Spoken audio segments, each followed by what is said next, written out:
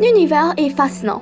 Le vaste cosmos semble comporter de nombreuses possibilités, de nombreuses merveilles. Une des objets célestes la plus mystérieuse mais aussi la plus intéressante est le trou noir. Cette vidéo expliquera des informations de base du trou noir, ses liens et ses possibles contradictions avec nos lois de physique et finalement des théories pour expliquer ces contradictions. Un trou noir est créé lorsqu'une étoile massive a transformé tout son hydrogène en hélium. La force gravitationnelle du corps du trou noir deviendra ainsi supérieure à sa pression intérieure et l'étoile ne peut plus soutenir sa propre masse et s'effondre dedans. Si l'étoile est d'au moins 3 à 4 masses solaires, l'étoile s'effondrera en trou noir. Son noyau deviendra une singularité qui contient toute la masse du noyau en un point infiniment petit et qui exerce la force gravitationnelle de l'ancienne étoile. Les couches extérieures du trou noir sont repoussées vers l'extérieur à cause de l'effondrement, mais sont généralement réabsorbées par la singularité ou devenues les premières matières dans l'horizon des événements. Le trou noir est composé de plusieurs parties. Au milieu, la théorie de la relativité générale fait dire qu'il existe la singularité. Il est, au présent, impossible de savoir si la singularité existe physiquement ou purement mathématiquement, puisqu'aucun signal ne peut s'échapper de celui-ci. L'horizon des événements entoure la singularité et le signale le non-retour de quelconque matière qui y traverse. C'est cette zone qui donne l'apparence de noirceur totale iconique des trous noirs, puisque même les photons ne peuvent plus y sortir. Hors de cette zone, il existe aussi une autre zone appelée l'ombre de l'horizon des événements. Cette ombre est une illusion car sa force gravitationnelle n'est pas assez forte pour capturer les photons. Cependant, à cause de la distorsion de temps-d'espace que la force gravitationnelle d'un trou noir a causée, nous, les observateurs, semble que cette zone est complètement dépourvue de lumière. Ce n'est qu'une réflexion de l'horizon des événements. Au bord de celui-ci, il est parfois possible de percevoir des anneaux de photons qui ont réussi à échapper la force gravitationnelle du trou noir. L'horizon des événements est aussi entouré par des grands anneaux iconiques. Ceux-ci sont appelés le disque d'accrétion et contiennent des matières en forme gazeuse et attirées par le trou noir. Ces gaz tournent rapidement autour du trou noir, créant énormément d'énergie. Le disque d'accrétion est la partie la plus lumineuse et la plus chaude d'un trou noir puisque l'énergie est très concentrée. Dans l'image du premier trou noir, nous pouvons voir une sorte d'anneau orange lumineuse qui est le disque d'accrétion, avec un milieu noir à l'horizon des événements. Si nous pouvons observer ce disque de plus près, nous découvrirons qu'il est déformé dans plusieurs angles, ce qui est causé par la distorsion de temps et d'espace. Parfois, certains trous noirs supermassifs ont aussi un nuage de matière causé par les forces magnétiques du trou noir qui s'étendent hors du disque d'accrétion. Ce nuage, nommé la couronne, possède les mêmes propriétés du disque d'accrétion, comme la chaleur ou la vitesse, mais il semble être encore plus chaotique et contiennent encore plus d'énergie. En effet, ces rayons X sont plus forts que ceux du disque. Peu d'autres est connu car les astronomes n'ont pas encore découvert toutes ces caractéristiques. Lorsqu'un objet quelconque est attiré par un trou noir, il subit généralement un effet appelé spaghettification. La spaghettification est causée par une grande force gravitationnelle. Par exemple, les marées hautes et basses de l'océan et une forme de spaghettification causée par les forces gravitationnelles de la Lune et du Soleil.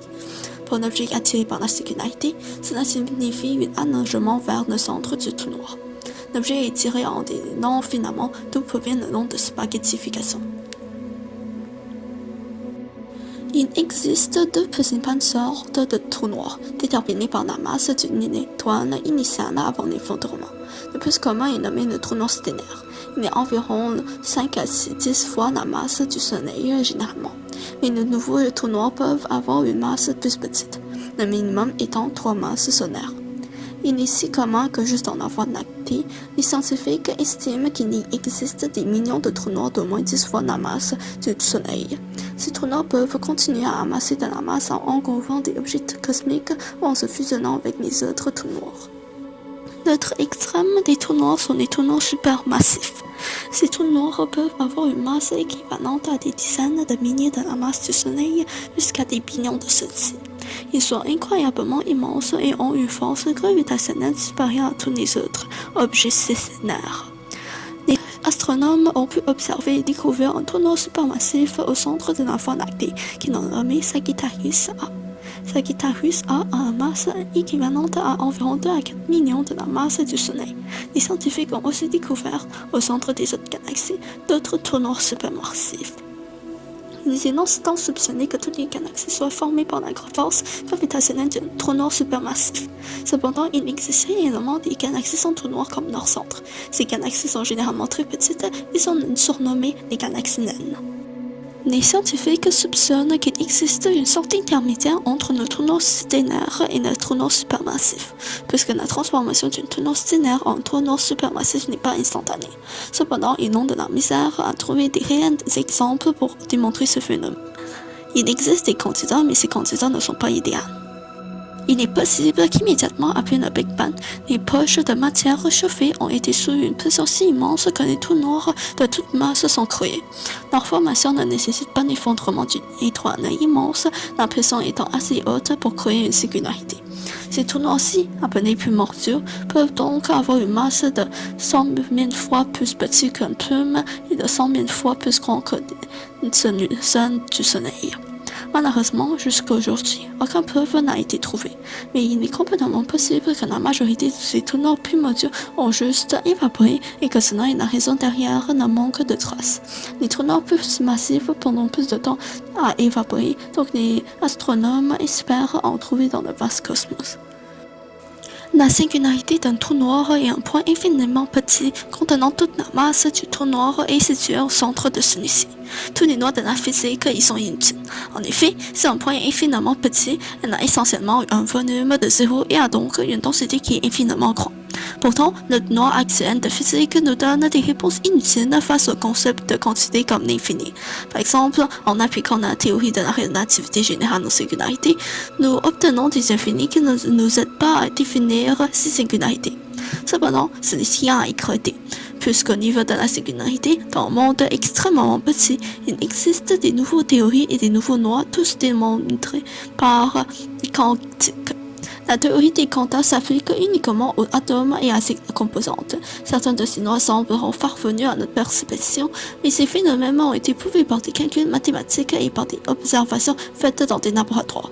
Une des plus fameux principes est la loi de la dualité onde-corpuscule. Ce principe indique que n'importe quel objet microscopique, soit des électrons, photons et autres, existe mutuellement sous la forme d'une onde et d'une particule et possède les caractéristiques des deux.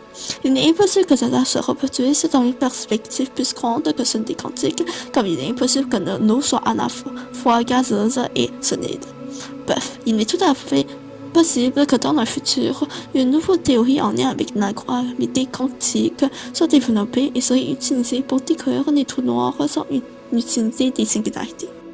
Le trou noir semble aussi violer le deuxième principe de la thermodynamique.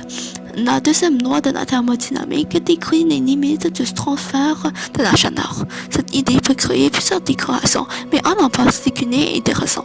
C'est la déclaration de désordre ou d'entropie qui dit que l'entropie d'un système isolé ne peut jamais diminuer. Puisqu'on considère que l'univers est un système isolé, cette déclaration s'applique à l'univers au complet. Cela cause un problème. Si nous jetons un objet avec un grand entropie dans un trou noir, l'entropie disparaîtrait soudainement, et si nous jetons la moitié de l'univers dans le trou noir, la moitié de l'entropie disparaîtrait. L'entropie diminuerait donc. Cette diminution de l'entropie violera la deuxième loi de la thermodynamique.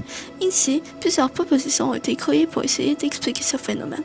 Par exemple, Jacob Bekesten a proposé que l'horizon des événements devait agrandir lorsqu'un objet y tombe. Cet agrandissement représenterait une augmentation de l'entropie et réglera le paradoxe. Cependant, l'entropie est une façon de représenter la chaleur, donc le trou noir doit produire de la radiation pour que la proposition de Bekesten fonctionne. Ensuite, Stephen Hawking a calculé la radiation de Hawking, une sorte de radiation que les trous noirs produisent. La radiation Hawking est pour le moment la proposition la plus acceptée par les astrophysiciens. Pour comprendre un peu la radiation de Hawking, il faut en premier comprendre la théorie de la mousse quantique. Savez-vous que le concept rien peut ne pas exister?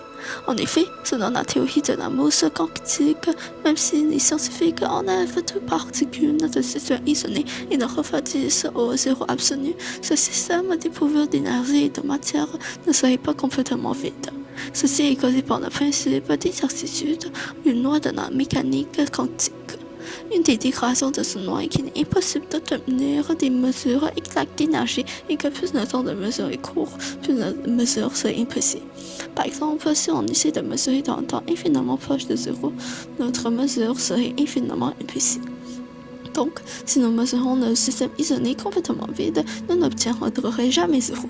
Cela, combiné avec la loi d'Einstein qui dit que la matière et l'énergie sont interchangeables, créera une situation où un endroit qui contient absolument rien peut soudainement avoir de l'énergie et, en conséquence, avoir des particules de matière et d'antimatière.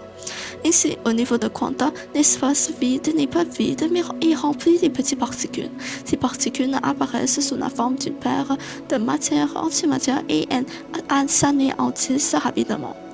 Ceci est décrit comme la mousse quantique puisque ce phénomène ressemble aux mousses où les bulles apparaissent et disparaissent. La théorie de la radiation Hawking explique qu'une paire de matière-antimatière peut apparaître partout autour du trou noir et même dans le trou noir, et que ces emplacements n'affectent pas la recombinaison et la disparition de ces paires de particules. Cependant, si une particule antimatière apparaît dans l'horizon des événements et si notre particule de matière apparaît hors de l'horizon des événements, la paire de particules ne peuvent pas s'y anéantir. Ainsi, la particule d'antimatière serait absorbée par le trou noir et la particule de matière serait propulsée hors du trou noir. Puisque l'antimatière contient de l'énergie négative, le trou noir perdrait de l'énergie et donc de la matière en absorbant l'antimatière. De plus, l'énergie massive pour propulser la particule de matière hors du trou noir serait aussi fournie par le trou noir puisqu'il n'y a pas d'autre matière autour du trou noir. Les astrophysiciens ne connaissent toujours pas assez de notre vaste cosmos. Les informations que nous savons sur l'univers proviennent des mesures et des observations, mais les trous noirs sont cas particuliers à cause de leur horizon des événements et à cause de leur distance. Il existe plusieurs théories et propositions sur les trous noirs et sur les objets célestes, mais pour le moment, ces théories restent des propositions. Si vous aimez l'univers et la physique, il serait intéressant d'apprendre sur l'astrophysique et sur la théorie de quanta. Merci de regarder cette vidéo.